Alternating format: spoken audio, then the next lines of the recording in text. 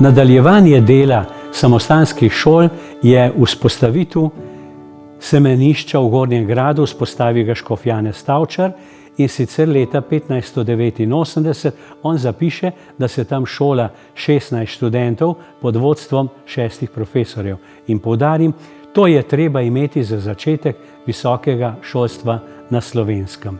Kasneje jezuiti seveda dodajo svoje, tudi s poučevanjem kazuistike, obenem tudi drugi redovi imajo svoje šole, tako da se teološki študij dopolnjuje, razrašča se.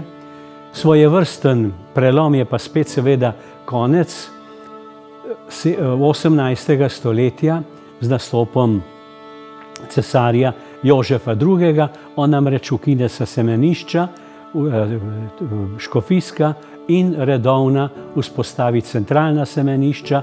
Tam se šolajo, lahko rečemo, gre za neko usmerjeno izobraževanje v smislu jožefinizma, v smislu modernega humanizma. To traja seveda samo krajši čas, potem pridejo Francozi, ki vzpostavijo v Ljubljani centralne šole, te pridejo v akademijo, tu je pa tudi več fakultet, tudi teološka. Teološki študij traja 4 leta in fakulteta ima pravico podeljevati akademske naslove. Po odhodu Francozov seveda spet spremembe. V Ljubljani vzpostavi teološki študij, ga uredi škof Volk sredi stoletja.